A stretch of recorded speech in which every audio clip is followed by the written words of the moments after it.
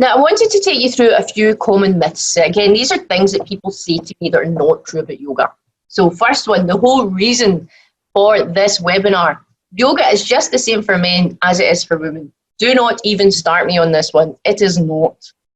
Female-centric yoga practices are not just adapted for women or pregnancy. They were created for them, okay? As I said, traditional yoga was created for teenage boys, not for women in menopause, not for women that are pregnant. We want to practice a form of yoga that's going to work with our bodies and benefit our natural physical form, not fight against it. Why would we do this to ourselves, guys? And as an avid Ashtangi, I really was for years and years and years, I know what a really strong, unadulterated yang practice like that can do to a woman's body and menstrual cycle. Yoga Belly's practices on focusing on the key life stages, hormones, cycles, emotions, and the key anatomical areas. And this is what every healthy feminine yoga practice should be focusing on. So let me just take you, again, these are biological differences, guys, okay? So I'm sure you've all heard of the elements yin and yang. Yin is feminine, yang is male or masculine, all right? So just on a very basic biological level, let's look at the differences. Women are tender and flexible. They've got, their muscles are soft and tight, less broad skeletal structure, and we can withstand mental and physical strains greater than men, and truly just as well, considering the various trials and tribulations that we have. On the other hand, men are rigid, robust, rough. They have large, coarse muscles, and they're heavy. Again, this is these are basic biological facts and apply to most men and women. So on a purely biological level, we need a different yoga practice, which brings me to what is feminine yoga.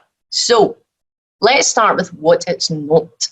It is not playing with feathers and goddess dresses, all right? Which as soon as you say feminine yoga, that's what everyone thinks about. Now, I personally am a fan of feathers and goddess dresses, but feminine yoga is not about looking or acting a certain way, okay? Now, society tells us today that women are too masculine. We had the 80s and 90s, the power suits, the shoulder pads, loved the shoulder pads, they were awesome. But you know, what is the alternative? Are we then going in the opposite direction? Does feminine yoga mean that we're dressing like slutty fairies or becoming hypersexual to embrace our femininity? Absolutely not. It does not mean that, okay? It's not about being a certain way. It's not about looking a certain way. Feminine yoga is simply this. It's a yoga practice that is fluid to support your natural cycles and your life stages. That's what it is, all right? Now, men and women both have emissive, okay, so that's giving yang, and receptive yin forces, okay? So everyone has a balance of masculine and feminine. We need to balance that. It's not about gender, it's about everybody having to balance. Where there's dark, where there's light, right? We need to balance everything. If we skip the yin, we burn out completely. Now, in this day and age, we're so busy, we're working, we're going to the gym, we're going to yoga, we're coming back, we're looking after the kids, we're doing all of the things. And we forget the importance of the yin element. If we forget this, we become completely depleted, all right? So let me give you an example, guys. So within pregnancy yoga, pregnancy is a very yin time. It's receptive, all right? We are accepting. It's about accepting. It's about submitting to your pregnancy. That's what it's all about at the time. However, moving towards birth, we want to build strength and stamina. And birth itself is very yang. It's emissive. It's about giving. It's about birthing. It's about doing. It's a very active yang time, okay? So a prenatal yoga practice, for example, has to balance these elements. So we have to accept our new pregnancy, our new prenatal body. We have to accept we're going to become a mother. We need to submit to the physical, psychological changes of pregnancy. We have to be receptive to that, and we need a yin practice at that time. But we also have to build the strength and stamina for birth. So pregnancy yoga, yoga bellies for pregnancy, balances all of these elements so that we can work towards that, okay? So let me give you another example. So outside of pregnancy and postpartum, I would recommend, again, balancing your yin practice and your yang practice. So that's why we have two different types of class. We have Luna by Yoga Bellies and we have Core Play by Yoga Bellies, okay? So Luna is our yin offering and Core Play is our more dynamic yang offering. Now that doesn't mean that the Core Play is for men. It is a dynamic practice for women. But you're going to get the best from your yoga practice if you have, yes, a dynamic practice, but also balance that with a yin practice. So you should be having both the masculine and feminine aspects, balancing that, the emissive and receptive forces. Okay? So I expect a few questions about that, but that is basically what feminine yoga is. So you can all stop panicking. I'm not going to ask you to run about in the goddess dress and the feathers right now. That's later. That's at the end we're doing that. All right. So I just want to take you through a few of the specific benefits that yoga brings to women throughout the life stages, okay? Again, questions in the box, guys. I'll get to them all at the end. First up, yoga aids fertility. Now, I'm sure you've heard a little bit about this, and that might be why you've tuned in. Couples are turning to yoga with the hope of increasing their chances of conceiving a child. Now, this is something that we do touch upon a tiny bit during the CYT program, but we actually have a full Yoga Bellies for Fertility program as well, and because it really is a whole specialist genre, and the lovely Annie Perry, one of our Shishas, has actually written this course, and it's absolutely fantastic. We've had a really, really good response from it, especially just now during COVID when a lot of people's IVF have been cancelled. This is their main source of hope. Now, the practice itself reduces stress, which is a main cause of low fertility as well. And for the women in particular, it allows you to relax, open up the energetic channels, the nadis, the chakras, just allow that prana to go through the channels, and also boosting blood flow to the reproductive organs as well, using specific asana and pranayama practices. And this improves your chances and your ability to get pregnant. Now, what can be more useful than that, guys? Absolutely fantastic stuff. It helps during pregnancy and birth. You bet it does. About 80% of our ladies come to Yoga Bellies for pregnancy, all right? Now, there's so much research showing now that practicing prenatal yoga can help throughout both pregnancy and labour. However, you don't just want to be practicing postures that are safe. You want to be balancing the yin and the yang. You want to be accepting, and you want to be preparing for that birth as well. Now, a close look at all the findings in 2015 found out that not only did prenatal yoga help with stress management and reducing pelvic pain, I can testify for that, but it also improves birth outcomes such as a lower delivery time, so a shorter birthing period. Now, we actually do something called the Yoga Bellies Birth Outcomes Survey, and the last one we did, 96% of our respondents said that Yoga Bellies classes made them feel better prepared for birth, all right? And that's because during our classes, we actually have a full class devoted to preparing for birth. So we're looking at positions for birth, we're looking at breathing techniques for birth, because they are different from the ones that you use to deal with pregnancy discomforts and calming down. So we are helping our ladies relax deeply and become prepared for birth, and to feel positive about birth as well. Realistic, but positive.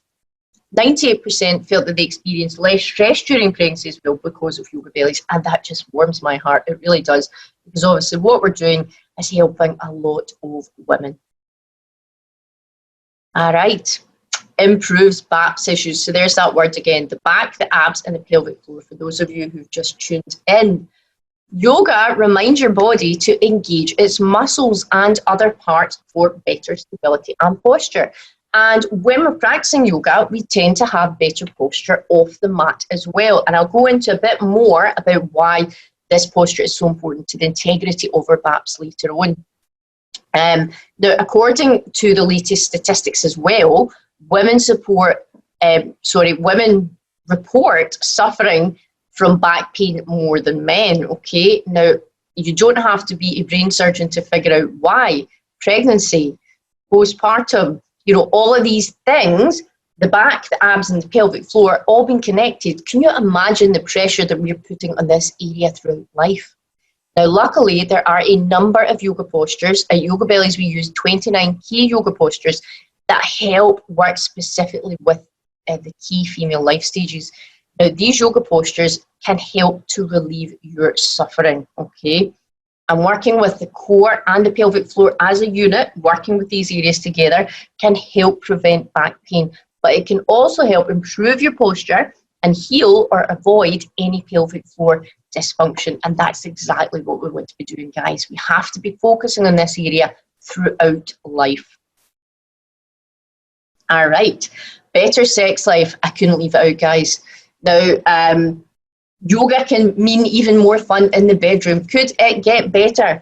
A study was conducted in India. Now, it was of 40, a small sample size, but 40 healthy, sexually active women over a 12-week yoga program. And 75% of these women said that they were more satisfied with their sex life at the end of the study. Well, it's sold to me.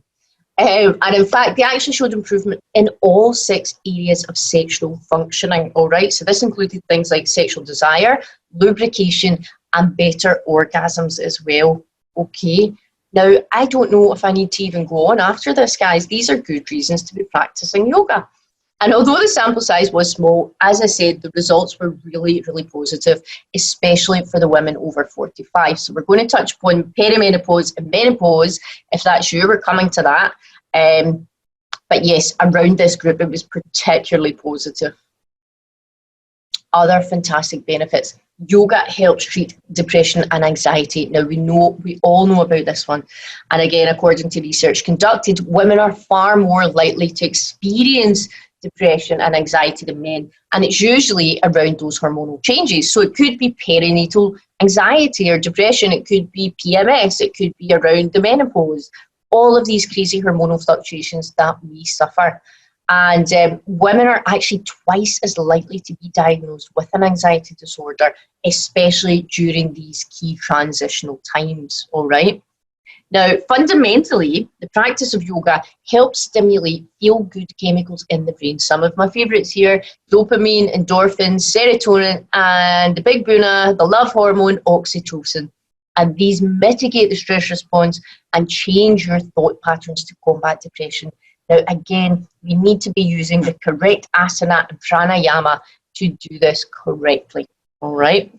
Further research looked particularly at yoga nidra, which we incorporate into our Yoga Belly sleep sessions, and this demonstrated how the practice can significantly reduce anxiety and depression, all right? So that's a biggie for us, a biggie for all of us ladies. And again, just going into this in a wee bit more detail, it really alleviates the negative effects of those hormonal shifts. You know, it helps with things like unpleasant side effects. In addition to anxiety and depression, things like the mood swings, the fatigue, anxiety, insomnia, cramps, yoga, the correct feminine yoga practice can help with all of these things.